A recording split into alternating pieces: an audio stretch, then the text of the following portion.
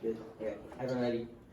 Civa and I negate. Our sole contention is welfare works. Professors Bruce Meyer and James Sullivan from the University of Chicago and Notre Dame found in 2019 that while official reports of poverty fail to correctly adjust for inflation, underreported incomes, and most importantly, ignore government programs, a proper measurement reveals that over the past 4 decades, poverty has fallen by over 3/4. The reason for this is the welfare system. Subpoint A is child poverty. Amadeo 20 explains that programs like the EITC and child nutrition are targeted towards low-income families specifically. Sheffield 16 quantifies that the majority of welfare goes to families with children. Moreover, welfare is crucial to assisting families with single mothers. Stack 19 explains that single-parent families are still nearly twice as likely to be in poverty than their counterparts, and 67% of these families struggle with finances. Fortunately, welfare makes a concerted effort to solve this, as Standard 13 quantifies that the median welfare package for single mothers is worth above $28,000 and can even reach $35,000. This is because welfare adjusts by the living cost of different states and accounts for kids. However, a UBI would undermine this. Piper 19 writes that because a UBI remains at a flat rate of $12,000, families are likely to lose thousands of dollars in the switch. For these reasons, Golden 18 of the JRF quantifies that such a UBI scheme would increase child poverty by 60%, pushing tens of millions of children back into poverty. Subpoint B is upward mobility. Law 20 finds that currently, welfare increases the standard of living for over 1 in 5 Americans. There are 2 warrants. First is strengthening education. Thompson 18 explains that poverty hampers students' ability to succeed in school, but welfare alleviates this burden by providing educational aid to students. Thus, Grossman 14 quantifies that welfare increases graduation rates by nearly 10%. Crucially, Phillips 19 explains that high school graduates make an average of $9,000 more every year. Second is keeping the loot. Horton 17 explains that welfare reform in the 90s encouraged millions to find jobs, reducing dependence on the government programs by a whopping 71%. This is why Kugler 13 quantifies that access to welfare increases occupational mobility by over a third, ultimately doubling the incomes of those who do find work. A UBI, however, achieves the opposite effect. Door 18 quantifies that by guaranteeing income, a UBI decreases labor participation by 14%. For example, Carlson 718 finds that SNAP, a federal food aid program, has kept 42 million from starvation, reducing nationwide food insecurity by 30%. SNAP has also led to improved health outcomes by freeing up income to get to more medicine and by improving nutrition. In fact, after getting SNAP benefits, Carlson finds that SNAP households spend 25% less on medical care. And moreover, Germanos 19 finds that welfare provides 75 million people with healthcare benefits routed through private insurance, with Summers quantifies saving 426,000 lives every year. For these 2 reasons, Fox 10 concludes that welfare has cut poverty in half. Compounded with this increase in poverty with the UBI is an increase in income inequality. Rector 18 explains that currently under means-tested welfare, income inequality is decreasing nationally. Greenstein 19 explains this is because welfare specifically directs money to the lower class. Unfortunately, replacing them with a UBI would function as a form of redistributing money upwards, where everyone gets the same cash at the expense of the lower class. Thus, the Wharton School of Business quantifies that a UBI would cut the GDP by 9.3%, and Greenstein concludes that this would further inequality, pushing tens of millions of people into poverty.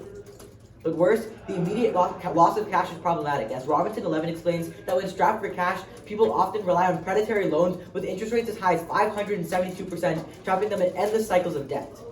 Welfare also solves by helping the economy when it's most vulnerable, acting as an automatic stabilizer during times of its downturn. Whittingham explains that specific welfare programs maintain aggregate demand that prevent economic freefall. He specifically indicates just as the UBI would destabilize the economy, welfare decreases the likelihood of recessions and reduces the severity when they inevitably hit.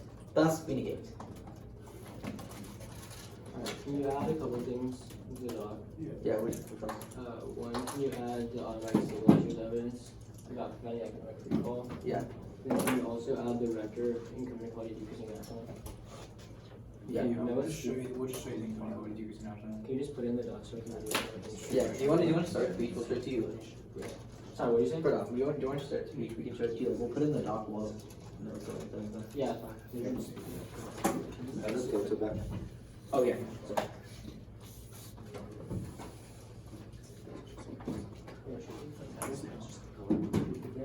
I think share it. It's fine. It's not. Wait, sorry. What's the doc? What's the doc called? I messaged it to you, sir. Oh, message. I'm messaging you. Okay.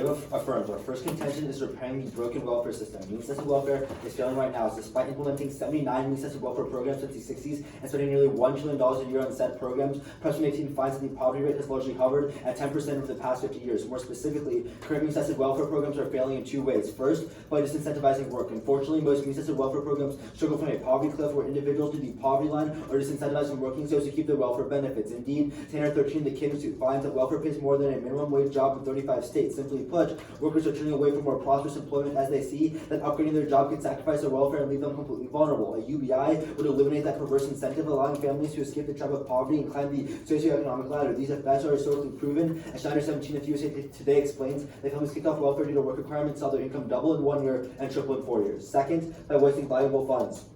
Welfare puts a dangerous amount of power and funding into the hands of an overly bureaucratic welfare system, which results in billions of lost dollars of funding for America's poorest. Indeed, Flower 16 of 538 finds that the current system of welfare gives total power to individual states to decide how and where to spend their money. While this may seem efficient in theory, the reality is that almost every state has overlapping or contradictory eligibility rules and restrictions, making the current welfare system a nightmare of unaccountability. In this unclear system, dollars are squandered. As Ballas 15 of the Center for American Progress finds that in TAMP, one of the largest means-tested welfare programs, only 25% of funds go towards helping those in poverty. Unfortunately, a UBI would effectively put money directly in the hands of those who need it. Columbino 19 at the University of Turin quantifies that because the UBI is as simple as giving a check, the administrative cost of UBI would be 5 times smaller than a means-tested welfare program. Overall, the impact of these flaws in our welfare system is millions in poverty. As J19, the Washington Post quantifies that 25% of people living in poverty who are eligible for benefits fail to receive them.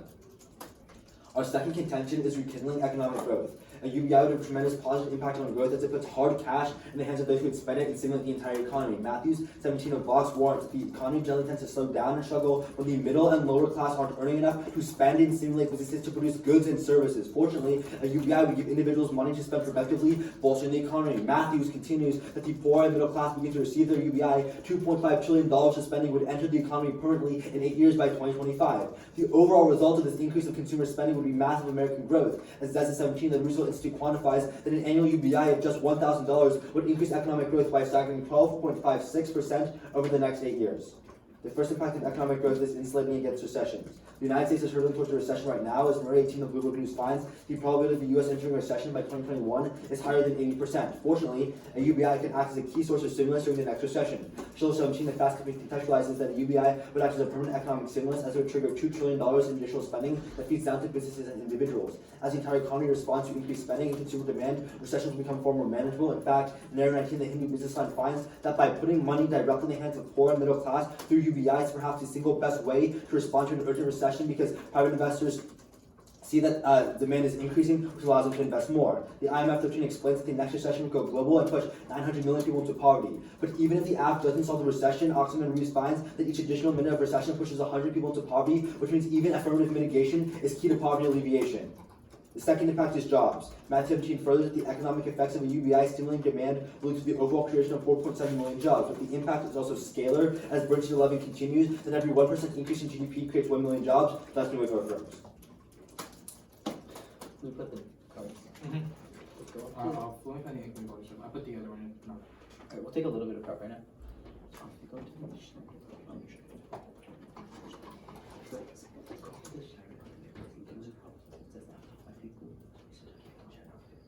Yeah, I know, I heard that. Yeah. Okay.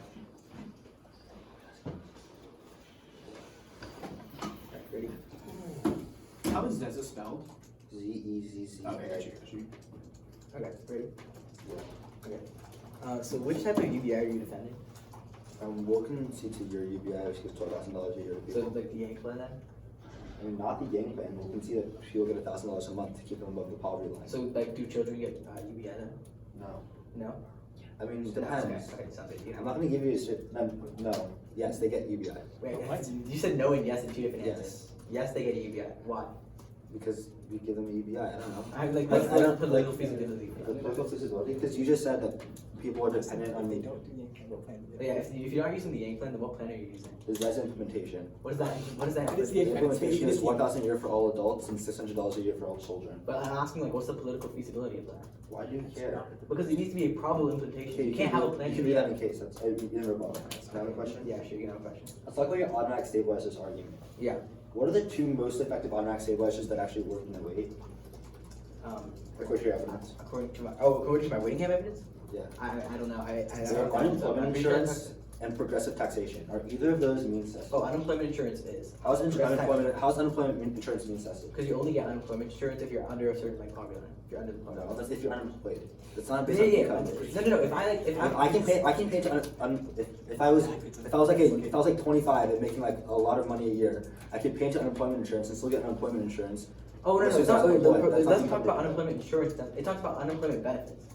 Yeah, you know, evidence concedes that unemployment insurance is the most important. Progressive No, it taxation. talks about unemployment benefits, which is a means-tested welfare program. You just told me unemployment insurance isn't means tested. That's not the same thing. No, it's Benefits. Okay, fine. Can I have a question? So, how would a UBI be implemented like nationwide? Like, how would they like give money to people like physically? Check. Like check? You can pick it up at a US Yeah, but how would they like office, establish or they that? can send it to your home. Would it be like a federal or a state? Or they can program? direct deposit. Yeah, There are many it would be organizations. federal or state So program. in Mongolia, I'm asking federal or state program. is it UBI federal or state? Yeah. The resolution pretty clearly constrains us to a federal program. Yeah, I know, but who like actually gives the check? That's what I'm asking. U.S. government per the The government resolution. gives it. Okay, yeah. We talk about like this, like this, like redistribution argument. Yeah. In the bottom right case, right? Yeah, I don't understand. So in your world, do you give people cash or do you give them like welfare benefits? Welfare benefits. Okay, so is income inequality measured by how much cash someone has or how many No, it's not- intangible benefits are going It's to not the income inequality, it's inequality. What type of inequality? Like inequality between like rich people have like a ton of money and poor So people. that's like, income inequality. No. It's It's like like they racial can't- inequality, gender inequality. Like, What they type of can't inequality? afford food, right? So is it food inequality? No, it's just that like there's inequality because there's more resources given to the Can upper you class. specify the type of inequality? Resources. So resources. Asset inequality. Asset inequality. Yeah, that's a good way to phrase it. Yeah. Thank you. Yeah, asset inequality. Or Yeah. is food an asset? Yeah, if you don't have food, then if food is like, if you don't have food, if you have like welfare benefits count as a sort of asset. So If food you is have to get food. So is food a depreciating asset or a depreciating asset? What? Is food a depreciating asset or No, a food depreciating stamps. asset? Wait, I'm talking about food stamps, No, not is food. food a depreciating asset or? No, I'm talking about food stamps. Yeah, that's fine. Food is an asset. Depreciating asset. What?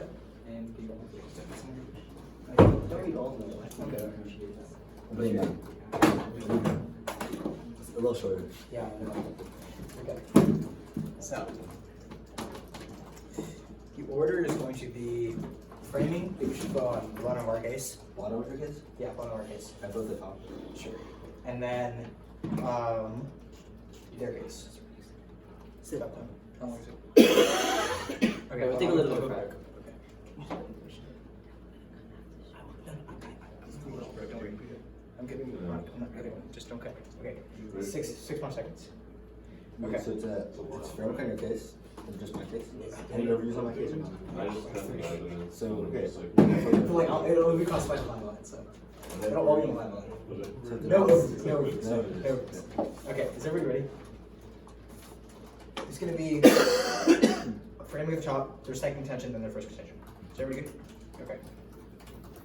Growth in a vacuum is meaningless. Income inequality cycles long-term growth. 3 more. First is poverty. So far, the World Bank quantifies it because the price of the poor. 1% increase in income inequality increased poverty by 5%. Second is GDP. Letterman 17, the World Bank finds it because the rich hold on their money, lowering total activity. A 1% increase in income equality decreases GDP by 6% in the long term. But the third is debt. Because the proportion of capitalists and income equality forces Americans to the debt as it increases in wealth by the rich motivate the middle class to spend beyond their means, to keep up skyrocketing the vacancy rate. For these 3 reasons, same the IMF warns that a 1% increase in wealth inequality directly offsets any beneficial poverty reduction from the economic growth they created. Unfortunately, Union provides a clear path forward as the IMF alone concludes that if the U.S. were to decrease inequality by 10%, economic growth would increase by 50%. Moreover, the increase in inequality makes the overall economy more volatile. Thomas Oway explains because the rich are more likely to invest their money. Increasing income inequality will lead to asset bubbles in the economy, making the propensity for recessions more likely, turning the internal link to their first impact. This outweighs on time because it affects the economy for generations and impacts an infinite number of recessions. Prefer time weighing over all other weighing mechanisms because it serves as an impact magnifier to traditional weighing. On scope, a long-term impact affects generations, which means it affects more people, and on magnitude, a lifelong impact compounds over time, meaning the impact is larger. Let's go to the case. Overview on feasibility. The Yang plan is very likely, which used to issue a value-added tax, was the only tax actually talked about in the political arenas, and a lot of their evidence concedes the Yang plan is likely going to happen. The Kagan 19 explains the value-added tax is likely for two reasons. The first is because of historical precedent, because 160 other countries have it right now. The second is because of practicality, because Georgetown University finds that a VAT can be used to administer raising revenue without distorting investment. This is key as Washington finds that countries that have a VAT tax rises over time incrementally, giving the government immense power. Mitchell and the Heritage Foundation finds there are three reasons this is bad. First is lowering income, because he indicates that it would decrease $1,000 as firms' personal income by $1,000 as firms' ability to pay employees would decrease. Second is job loss. He quantifies it will cost the economy 2.1 million jobs due to the loss of economic activity. And third is increased prices, because Wood 19 finds that it would increase a 3.4 percentage point increase in poverty because prices go up, or 8 million more people. But moreover, that would only give $740 billion and give the U.S. a $3.4 trillion plan, which their evidence concedes. It literally means that you're going to have to cut government spending programs. The CEA indicates that 60% of Americans support cutting foreign aid, which means it's the first thing to go. This is problematic because the dining evidence indicates that 84 million people overseas are saved by foreign aid. This implicates their case in two ways. The first is that people in other countries outweighs on scope because it affects billions of people in other countries. But secondly, and more importantly, outweighs in non-Cuban, because poverty line is a lot lower. Developing countries don't have social safety nets. Now, in an overview, the UBI is spreading this political concept as younger voters want universal basic income. Our chart of the Hill quantifies that 55% of younger voters between 18 and 34 support the UBI. And he further said right now the UBI is pulling under 30% for Republican voters, which is why it's not politically feasible in the federal implementation. However, this barrier doesn't exist in states. The Warren School explains the states that started individually passing basic income, including Alaska and other cities as well. As Crane 19 finds that Crane 19 of CNN finds that in Stockton and Oakland, two of the largest cities in California, UBIs have been implemented. This is important because Rainwater 19% of the UBI is likely to take root at the city and state level. At that point, all affirmative offense going to happen in either will not indicate. The comparative lies in two forms. The first is that if we have any benefit of welfare, we keep welfare if it happens on the state level. But being more importantly, the states are able to change the implementation, meaning the cost of living can be, in like New York, where the cost of living is a lot higher, it's not going to be a lot more effective for people to actually survive. Let's go to their case. On work, Minnesota welfare interests that lower-income families have best opportunity for upward mobility and economic sustainability. Two warrants. First is guaranteed spending. It's right in 1946 claims that welfare provides structure for families to spend and allocate money appropriately by ensuring spending goes where it's supposed to. In fact, he furthers that welfare programs often include demands such as home visits to ensure that money is being well spent. The second is through incentives. Welfare currently incentivizes people to contribute to the economy, thus through employment and opportunities and work requirements. However, the U.S. unconditional, thus removing all prior statutes. Thus, the Doran evidence from our case indicates that labor force participation is decreased by 50%.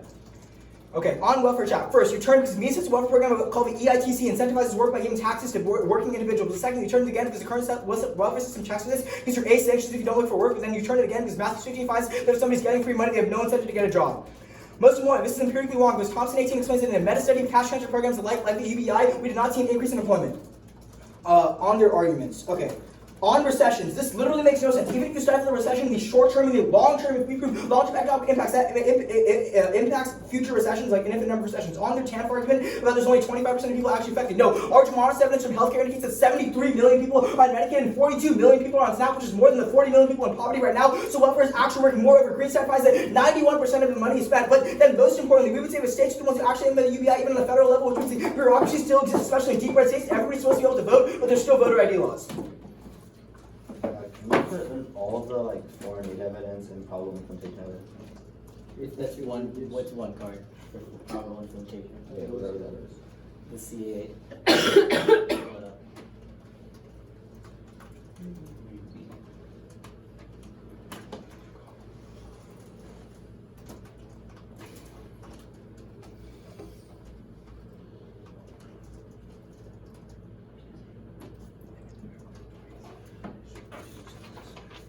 Okay.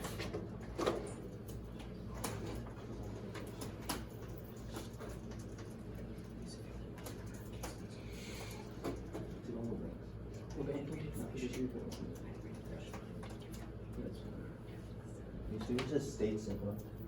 This is the A. Oh, this is the A. Yeah. I already said I thought you asked for A too, right? I thought for now that's your phone. Wait, what do you want? What do you want? States implementation. Okay. Oh, you want the states implementation? I did ask for foreign aid, so that's fine. There we go. That's it. Your whole card. Okay, so this is the stuff that younger voters. So this is the first thing. I just want states will implement. Whatever part does it. It's a link. Yeah. Younger voters and then younger voters Are more active in the state level on the state level. Okay. I can show you both these. So one second. Okay. And then do you want to see we have show them the evidence about which states is really And we should just put what are all the cards in this Oh, area oh. in the dot. Just give Yeah, them yeah. all the cards. Just They're just not cut. Just give them the cards or the article or whatever we have to do. Yeah, Just sure, make sure, it sure. It's just a bunch. Okay. Just highlight the part. Here, cities is where it would be universal basic. Dude, just copy this all. Didn't we have this like sharing document so we Yeah, could there's- just, just there's copy not this really on it. Yeah, that's what I'm saying. Just copy this all. just give them all the cards? It's fine. And then this is the image part you're citing. And then just the example stock in California in here. Okay. Here, I'll This is put thinking in. about probability. I'll put in. One sec. I'll put in the 2 links. I'll just put in the 2 links in the doc. Okay. Can you just? Can we- I need like the. I don't just need the link. I need where you're reading from, right? We don't read verbatim. So you I don't don't read know. We, dude, it's the type of article is 39.5. This is what we said. Okay, we Yeah. have 30 more seconds for this, and then we're gonna start Yeah, somebody's yeah, prep time. I would like the other piece of evidence. You said there's 2 pieces of evidence. This is one of them. I would like the other one. Okay, the other The one is one the younger younger version, version. we should do that. Yes. Okay, that's fine. So you've seen all the evidence. We'll take time. Okay, I'm good.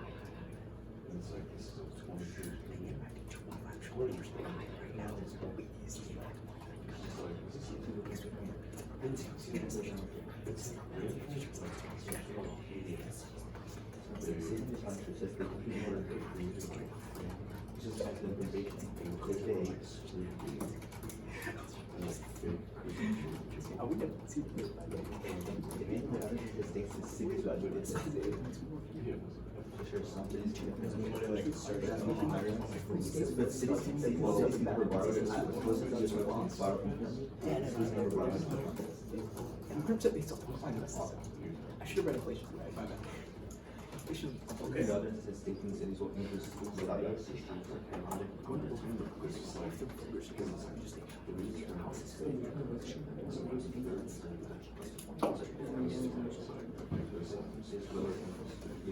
So we can just do this like at like this. I see the 2.1 million Plus dollars. like this is what the cards I need. Get the card. So they have like big teams like like Blake or Here it is. do they get like this to beat this? Okay, so here all the index. I think they're 2.1 million so jobs. they like don't check and make sure it's not. So who's winning these debates now? I think. Can just like circulate. It's just kind of like circulates. It's like, it reminds me of like, there was like a little recent card that was. You don't know what he's saying. It's like- No, that's the evidence you read. That's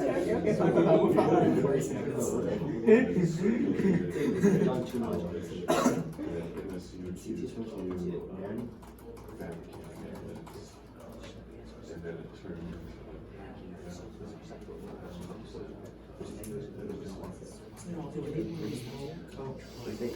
That's because they what was that?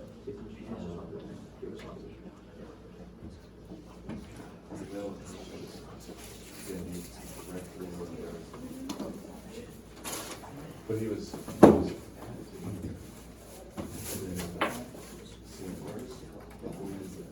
I should have read inflation.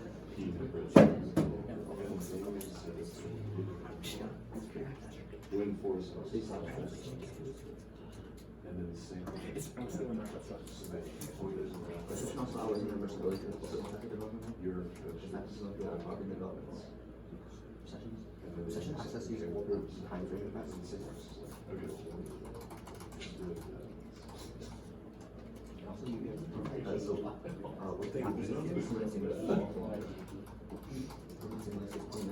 All this fake evidence is so good.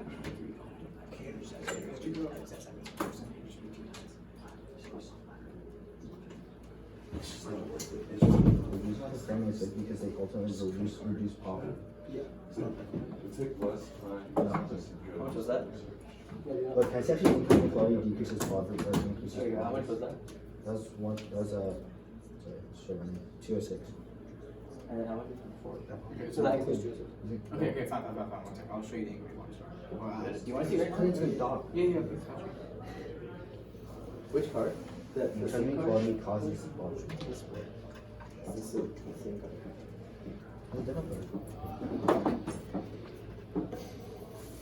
Okay, we're going back to the 30-second rule, and then we're Oh, gonna start somebody's prep. Huh? I thought you were starting. No, we're waiting for Okay, what? It's loading. My internet's just slow. Yeah, we're gonna start somebody's prep time in 25 seconds. We're trying to keep going. I don't have it. I know. I'll log into my account. Why just, Oh, here. just strike it. You're like 7 independent above it. Yeah. No, we're not striking anything. One sec, okay. Alright, first. Oh, there we go. Okay. So, here's the. Oh my god. Okay, so somebody's prep. Okay, we'll start. Yeah, we'll start. Okay, sounds good to me. Okay, here we go. Sorry. Okay, there we go. There we go. Okay. Do you see what I have to do? Can we get also readable font sizes? Yeah, it's highlighted. Oh, that's not. Okay, it's fine. Put it in another document. There we go. Okay. We know where it's at, we don't have to do Oh, yeah, this is the one. So we're. Okay, great. That's right. Okay, how much prep do you have? Oh, okay. That was his prep for looking at the card. It's our prep for filling it out. I wanna know how much prep everybody has. We have a minute left. Yeah, let's see that. We have like. So we have We have 56 left. Alright, sounds good. Alright, order is gonna be starting with the overviews, the stuff moving in our cases frontline. And then go to their case. Alright. Everyone good? Okay. They say that Yang is most likely because 160 other countries have implemented VAT. Recognize two responses. One, China 19, the Wall Street Journal finds that a value-added tax is actually good for the economy because overall can use to pay for other programs like the UBI. Overall increase growth by 5%. On that, there's actually a positive increase on growth. This is why in every single OECD country that's implemented a VAT, we've not seen anything to talk about. But second, Clipper 19 of CNN finds that many big companies like Amazon pay $0 tax right now by using loopholes. But a VAT tax would actually overwhelmingly take money away from these companies and would take money from the rich because they pay more of luxury goods and the VAT scales up to the types of goods people are paying for. So on is actually reducing inequality because the VAT tax would actually affect the rich more. Then they also have a single piece of evidence that VAT is necessarily the most likely. We would say the US can always just deficit spend. It's always more politically viable for us to spend as a deficit. Then all their evidence about like 1,000 decrease in income and 2.1 million jobs are from 1993. It's never happened in any other OECD country empirically. Just strike it. Then on the argument about 4 and 8, recognize there are two responses here. One, their link evidence disproves the impact. It says 6%. One, to cut it anyway, it will happen inevitably. But second, we link in this argument. If a recession happens, it means you're gonna have a lot more political support to cut these kind of programs. So if we win that recession does not happen in our world, then we prevent the cuts from even happening in the first place. But third and finally, Aurora finds that every 1% increase in American growth spills over and causes a 0.8% increase in growth in these developing countries. We would say that growth in developed countries is always better than their aid tax because it's created by trade. And when we're trading with these countries are building up their own economies, whereas in their world there's always going to be some inevitable cut in the long run when a recession happens, which is the aid is not actually long term. On the argument of political feasibility, they basically say that states and cities will pass the UBI. Two responses here. One, it just says that it could be implemented, not that it has. In fact, only 3 cities have actually implemented it. Proves it's not inevitable status quo. But second, they don't actually warn how these states are going to pay for it. We would say states and cities can never actually borrow enough to finance a full UBI, but what totally 18 of Bloomberg News finds is the national government can always spend infinitely and always pay back its debts. So the U.S. government is a far more likely implementation.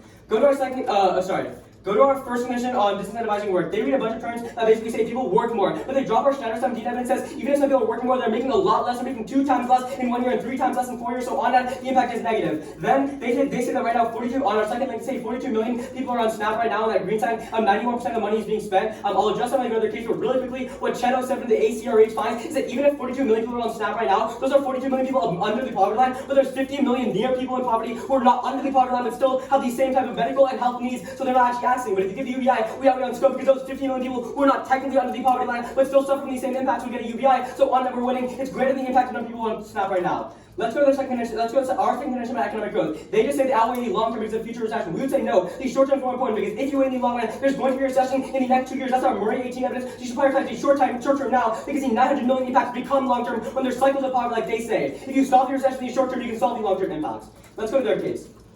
At the top, crossify the Cheno 7 evidence I read before. This is 50 million Americans just marginally above the official poverty line who still need assistance. So we outweigh on scope. Even if poverty has fallen by 3 points officially, there's still 50 million people who have not officially fallen under poverty. They go to their first argument about families. Recognize 2 responses here. One, alternate 12 does the exact same calculations as our Tanner evidence, which has a welfare package of 28,000 and actually finds the real amount is 9,000. The warranting is simple. Their evidence takes the amount of welfare and divides it by the amount of people in poverty. But our evidence takes the amount of welfare spending and divides by the amount of people actually receiving welfare. That's a far more specific calculation. Finds the real amount is only 9,000. We vote half, you give 12,000 to the average person who's on that is a bigger advantage for us. But then second, their evidence from Golden basically says child poverty increased by 6%. It's about the UK, not about the US. Their evidence assumes it's going to be a basic rate increase. The US doesn't even have a basic rate tax rate, so there's no way that card is applicable. Let's go to our first argument, the second argument of upward mobility. First of all, Schneider evidence is a cross-factor because it finds that after people are kicked off of welfare, their income doubles. But second, you're turning because Points 10 finds at the end of the year that their SNAP program they talk about actually creates 27% less employment for all the warrants we talked about in our first warrant.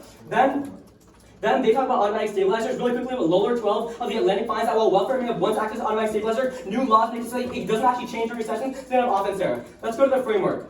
They say inequality is most important, but a UBI would actually decrease inequality. The UN 2017 finds that because UBI allows workers to step away from the table and renegotiate contracts, they on that make more money, which are the CRGC overall finds that a UBI would decrease inequality by 0.14 Gini points. It's a way better link into their mechanism insofar as they don't even tell you how much inequality goes down in their world. Can I see 2 cards? Yeah. Chen and then the last card you read. Whatever one about 0.14. Yeah. And then can you put in the dot? or you should.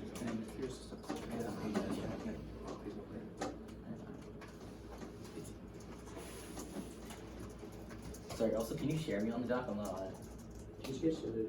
Yeah.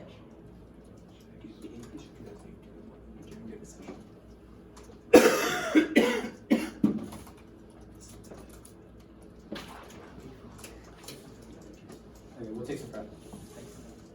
Yeah, I have it. Okay, thank you. Okay. Can you guys start pen first? Okay.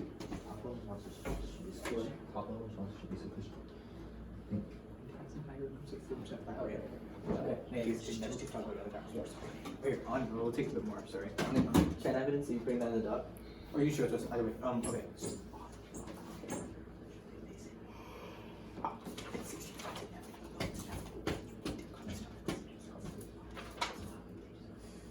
Did you start your timer?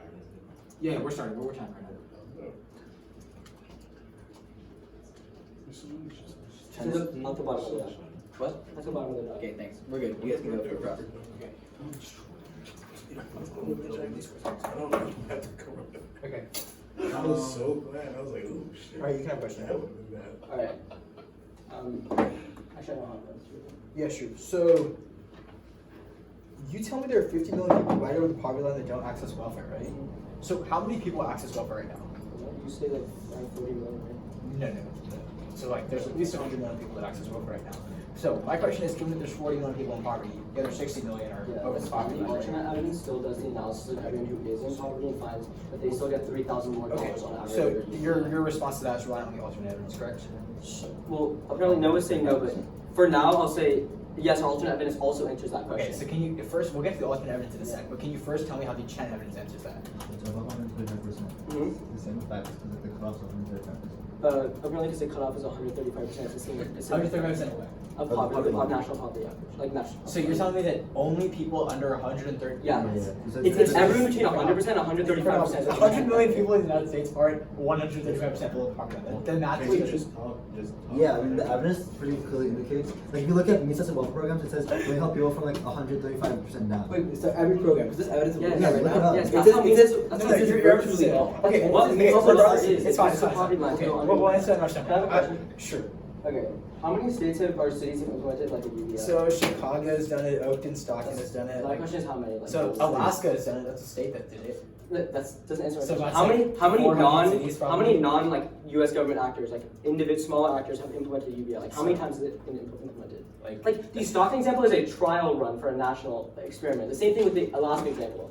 I don't know about Oakland or what you just said. I mean, like Chicago's trying to do it too. Like Or- lots or- of states are trying to do it. Right. Also, Pranav, you don't contest the warranting, bro. You don't contest the warranting. Okay, explain the warranting. So, then. of the people who are younger voters right now, 18 to 34, 55% of them support the UBI. We give you two pieces of analysis.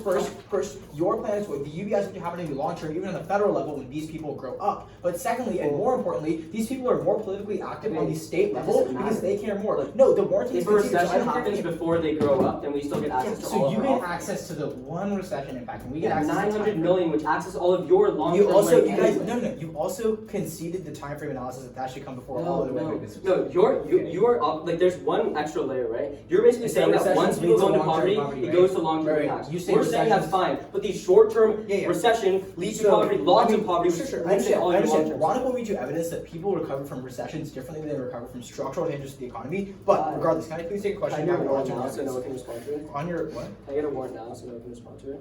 Oh, well, we need a warrant separate. Can I get your question on your alternate evidence? Okay, so your alternate evidence says that if we divide all the people accessing welfare right now by the money that's allocated to welfare, we come up with an average of $6,000, No, correct? 9,000, but yeah. 9,000. Okay, so of the people that it divides, how many of them have access to one program only? I mean, it looks at everyone who receives, like, everyone who includes, receives at So least one welfare the program. reason that's bad is because the vast majority of people only have access to one It's thing, always which is comparatively why when you better. hold on, which is why your evidence says the average is 9,000, but our evidence says the median is 28,000. Because all these people skew the average ridiculously. But that median number is even worse. It expands it even more because it divides everyone who receives welfare by everyone, all the welfare spending. That's not what our evidence says. Our evidence specifically Our that's evidence your says author, that which we is need- Robert Rector. No, Rector's not our author. Rector's not our author. Okay, we'll take the rest of down. Can we take the one? Okay, fine. I'll tell you what.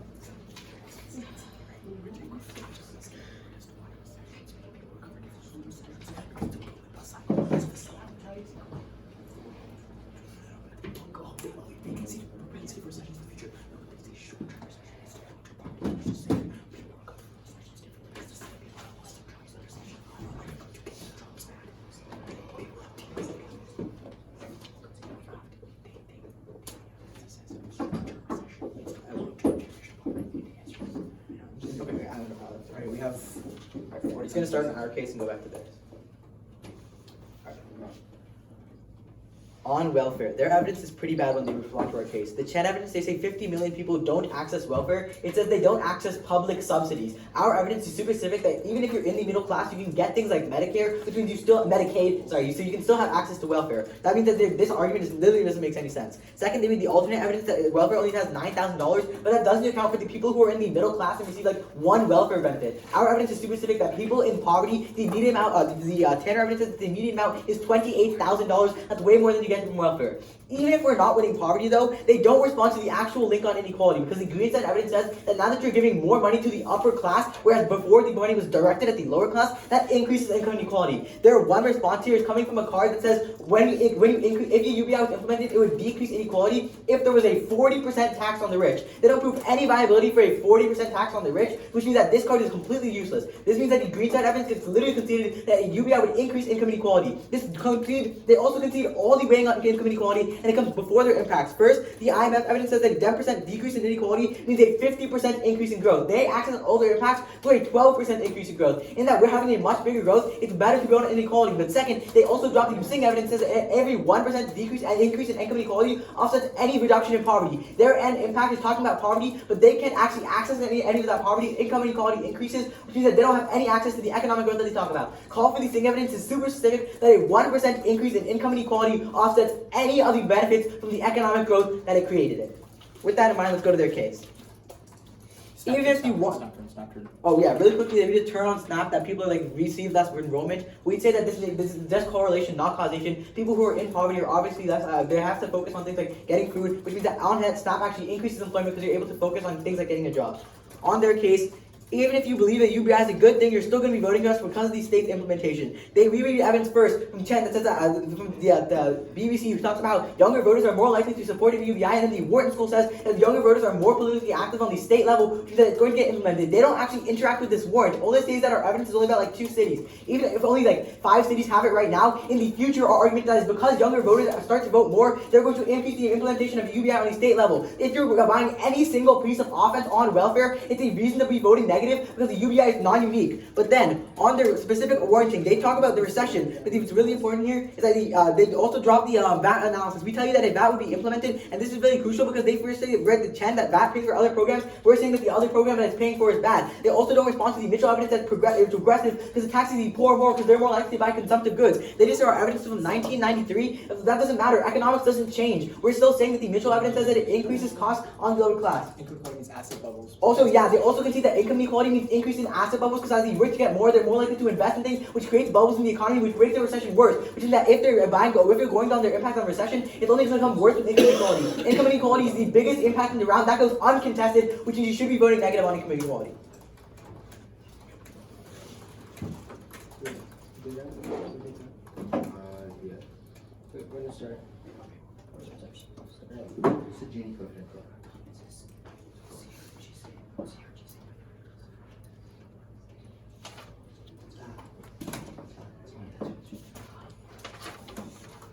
I just want to be clear. You thought I came and violated the quarantine and the debate format. And yeah, just hanging out. Just hanging out. And you were unbothered. Yeah, that's all. We have so many kids who have like some of our kids just like, yeah, just move on to the Christmas break. It's like, That's something is something what? more expensive goods get put out. Equal regions. Just like, no, they're like came here and then 2 days later they're like, by the way, we're on this. And they're like, yeah, within 2 days. I think that's all you What? I thought there was like 10 days. But like, I'm not just The school was like, you should stay home. I say it's on 3. The kids are really I basically slept for 72 hours. I don't know if that's a sentiment, but some kind of sentiment. So this is why you were. The order is the framework on their case, my case, back to their case. I'll send first. Back to their case. I wasn't listening. What are you saying? So on the framework on their case, go to my case, overview, second case, and then their case. Okay. Is everyone ready? Yes. So on the framework on their case, they completely dropped the UN evidence and the CGRC evidence, which tells you that since workers can negotiate to make more money in a world with UBI, we overall reduce inequality by 0.1 for Gini points. We win the entire round to the point where we can see the framework income inequality. If income inequality comes first, we're the most quantified and quantified impact in the round, right? You know for a fact that we decrease income inequality by 0.4 Gini points. It outweighs any of their offense on clarity of impact, insofar as we know specifically the number that we decrease. We have access to the most scope of solvency because you know exactly what you're solving for. Insofar as income inequality, as they say, causes asset bubbles, causes all these bad things, we win the round. Now let's my overview.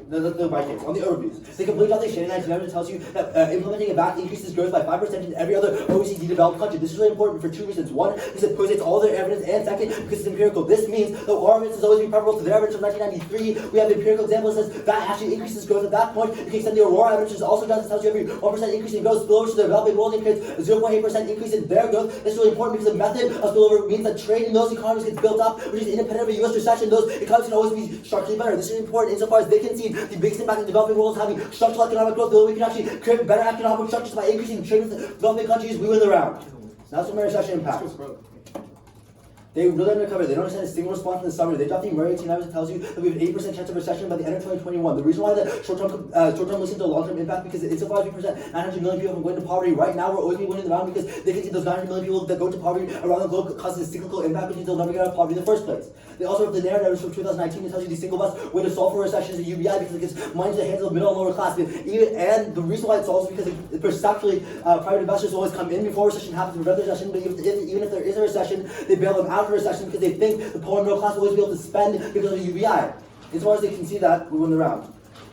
Also, the Matthews evidence implicates a $2.5 trillion of permanent money injection, which means we're always going to be outweighing in the long term because actually create a structural boost to the American economy, and that also always keeps private investor confidence high in the long term.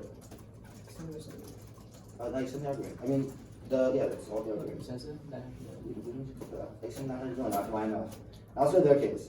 At the top, they just say our evidence is not specific, extend the Chen evidence. They just say our evidence is not specific because talking about public subsidies, but they really can see the fact the evidence says welfare, people who are on welfare rolls don't have access to welfare. 15 million people are marginally above the poverty line and have the exact same quality of life because welfare, as they say, pulls people out of poverty. That's really important because it means we access a larger scope of impact insofar as they're impacting to welfare in the United States. We give more money to more people, they become a lot happier. Now the second response to the alternate evidence I say we don't account for people in the middle class who access one welfare program and split them in a double bind because either A, this proves they don't solve for income inequality insofar as they're giving benefits to the middle class. It means the gap is always becoming larger. But B, if we're right, that means welfare doesn't filter down. It means that you guys always perform better because people only getting $9,000, $12,000 is clearly larger. We solve for all the inequality impacts because we're giving people more money, and also we solve for all the seamless impacts because people are spending more. That's the Matthews evidence. That's also true. On the green side evidence, they have no scope of solvency, there's no implication, but for our CRGC evidence, which is 0.14 Gini points, offsets the entire 10% of the impact, we're gonna always win the round.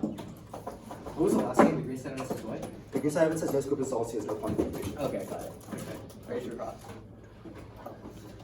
Can we get a question quickly? It's districts. Okay. On the middle class double bind. Wait, ask me a question. Yeah. So on the middle class double bind. So let's think about this logically, right? If right now parts of the people right above the poverty line, like in the lower middle class, and the entire everybody in poverty gets welfare benefits, but now you distribute $12,000 to like everybody, including Bill Gates. Like, where's the warranting as to why I'm positioned? You're right, and the middle class gets money. That means the gap is still widening. Wait, how is getting money to the middle class? We're talking about the lower middle class, like the bottom 73 million people. Just because 40 million people are in poverty doesn't mean that's like all the people that matter. Just because, the only way to decrease income inequality is not So here, this is We really don't- simple. It's This is not really a share of simple. money. No, this is really simple. You guys are saying that if you include the middle class in the calculation, the number is slightly larger, right? Say lower. No, not just That's the middle. fine. Okay, guys, That's you guys fine. are acting like the middle class somehow like increases income inequality. That's not No, what no, I'm no, that's not what I'm saying. So you're saying that because our number only divides by people who are in poverty, not the middle class, the number would be larger in your world, right? No, we see the opposite. Our argument is the opposite. It's that you guys divide by everybody who has any welfare program. So like, let me give you like a bit more contextualization. I understand your argument. Can I respond to your He question? said it was the opposite. Okay, Yeah. I don't think I The understand. argument is that you're giving people, we're not giving, the way you solve income inequality is by targeting welfare to poor people in your world, right? Yeah, correct.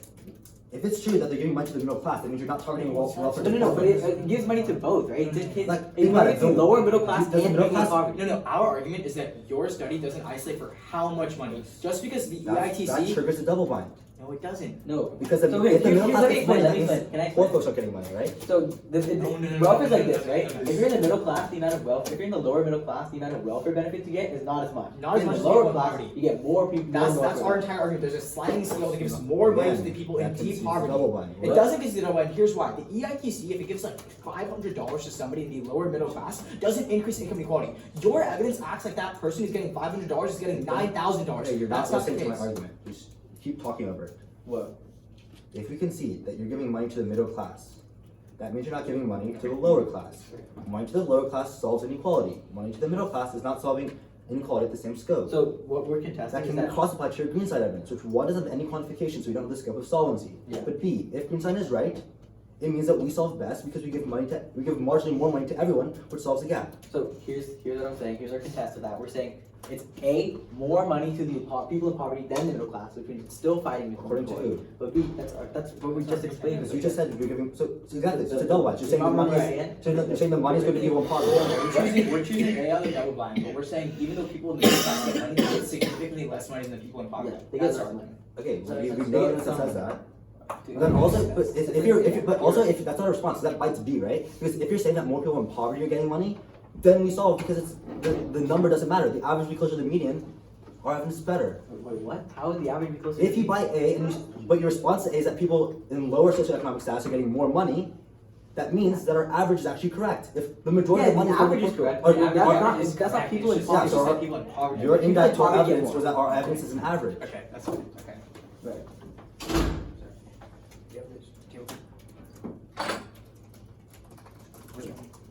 She's out. Okay.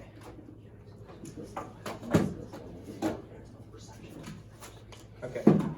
Is everybody ready? I'm gonna start. It's gonna start on the state's argument.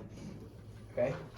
I don't want to rush you, but you can literally fill out your ballot right now. Noah extends 0 responses on the state's argument. In summary, it is game over. The implication was clear, and we frontlined it so cleanly. You shouldn't need to hear pronounced on focus. No new implications, no new weighing arguments against the weighing was conceded after rebuttal. Our argument is very simple. Right now, younger voters support the UBI. So as they grow up, they're going to do this. Even if they don't win, that the states don't do it in the long term, you're still going to see UBI implemented. That means even if they win, recession happens right now, there's obviously going to be a massive recession in the future, and we still get access to all their arguments. This is cold conceded. The only thing in the round that has 0 income flow coming out of summary. They did not answer this argument. It's so easy to vote here. Let's do the implication. If it's not unique, the comparative lies in two forms. The first thing, you're able to change the amount of money given the cost of living in states, which generates independent offense for us. But secondly, more importantly, any risk of welfare solving is a reason to pull a trigger. But even independent of us winning our welfare arguments, you should presume for us because we are the first picking team with an inherent disadvantage. This was conceded non-uniques all their offense and non-uniques all the turns on our case because the turns are dependent on the UBI. It is game over, like nothing. Okay, you already said that. Okay, so let's go to income inequality. They really try to model this in summary by reading a new double blind. Your threshold for voting on this double blind that was read in summary should be very, very high. But regardless of that, our argument is simple. Right now, welfare allocates more money to the people at the bottom than the people in the middle class. While it does give money to the middle class, they concede that it gives money to the middle class, so their Chen evidence doesn't apply. But the money to the middle class is a lot less than the money given to the people in welfare. That's why our evidence against the people in poverty get 28,000. That's the median number of welfare packages, and it specifically analyzes the welfare package. That's why you should for our evidence. They also don't respond to the index. Their Chen evidence is about public subsidies, which is even for our Meyer evidence that says uniqueness controls the direction of like it's solving right now. Poverty is decreasing by 3/4. This is also conceded analysis. Let's go to income inequality. The Greenside evidence indicates by giving $12,000 to everybody, including people in the upper class like Bill Gates, who literally get no welfare benefits now. You increase income inequality. You weighing is conceded. The increase in income inequality diminishes all the growth that they talk about. And you should call the IMF evidence. The same evidence indicates that any growth does not matter unless it solves income inequality. This also impacts the developing world because their impact on Aurora is through growth in the United States. It's game over. Like, don't let Pranav trick you in second final focus. Hey, you guys don't have bread. What do we do? Well, Okay, sure. they say that tax is specific to implementation. Public service UCL split. It's only stimulus, which means we see it faster, we're making sure the sessions happen next year.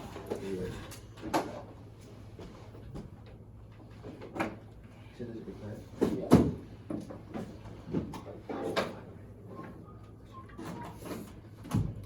We're just going to be starting our case with the state implementation plan. Alright, is everyone good? They're kind of right that Noah drops us. We can still do weighing on this argument. They specifically say, we say that if recession is triggered in these short-term, leads to long-term cycles of inequality, which outweighs our case. All of their offense is predicated on some time in the long run. Maybe we pass some policy, but we say in the next 8 years there's going to be permanent stimulus passing. If you pass the UBI, that's going to lead to long-term upward mobility that stops the recession pushing millions into cyclical and generational poverty. You have no idea how long it takes for this national implementation to happen, but you know right now, if Murray conceded evidence, there's going to be a recession in 3 years. So if you vote after right now, you can stop that recession in 3 years. Let's go to how we're stopping the recession. There are two ways of doing this. One is the Aurora evidence. It says a 1% increase in U.S. growth leads to a 0.8% increase in growth in the developing world. Their argument on income inequality do not take this out. Even if there's less growth in the U.S., as long as like some marginal amount of that growth spills over, there's less income inequality in those other countries that access that growth, so spillover still affects those other countries. But then, they also don't be weighing as to why spillover is more important. Because if we actually access trade in those other countries, it'll build up their own economy, which is always better than these short-term solutions that they talk about. Let's extend the argument on our link level on our second condition. We tell with the Matthews evidence, you permanently add $2.5 trillion in the economy. That is permanent in the long run. Even if we pass the UBI later, in the next 8 years, do we prevent the next recession by doing permanent stimulus? But also, the conceded narrow 19 evidence says even if there's no actual spending increase as a result of their income inequality, the perception that more people have money is enough to trigger private investors to invest, which narrative says the single best way to solve for recession. If they think you can sign your ballot, you can also sign your ballot for us, because we clearly say we're the best way to solve for recession.